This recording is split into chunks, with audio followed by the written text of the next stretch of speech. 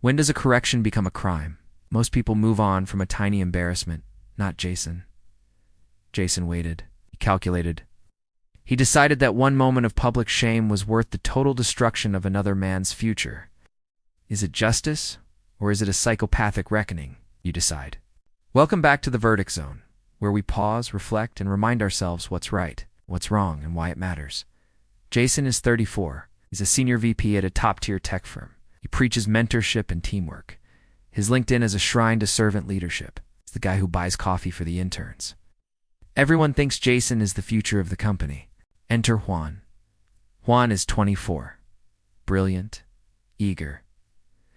During a high-stakes pitch to a client, Jason quoted a wrong figure. Juan whispered the correct one. The client was impressed by the accuracy. Jason was shattered. To the outside world, it was a minor blip. To Jason, it was a declaration of war. Jason didn't yell. He smiled. He thanked Juan. Then he went to work. Over the next 6 months, Juan's projects began to fail. Small errors appeared in his code. Client emails went missing. Juan looked like he was having a mental collapse. Here's the receipt. IT forensics show Jason used his administrative privileges to access Juan's drive at 2 a.m. He didn't just delete files, slightly altered financial formulas. He made it look like Juan was embezzling small amounts of petty cash. Jason didn't just want Juan fired. He wanted him in handcuffs. Why did he do it? This is the surgical dissection of a moral compass reduced to ash. Jason's justification was maintaining authority. He convinced himself that if a junior could correct him, the hierarchy was broken. He saw himself as the company's immune system attacking a virus. But the autopsy reveals the true rot. This wasn't about the company. It was about Jason's lost integrity. His ego was so fragile that it required a human sacrifice to feel stable again. This is the consequence of the win-at-all-costs culture. Jason didn't have an oversight. He had a total collapse of empathy.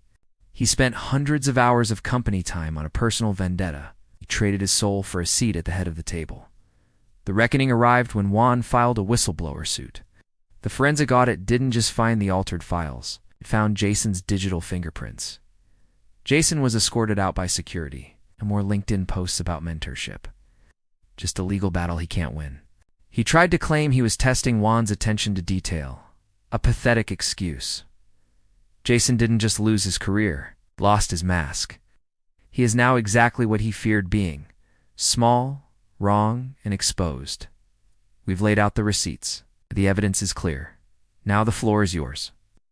In this case, is this a mistake, or is this a choice?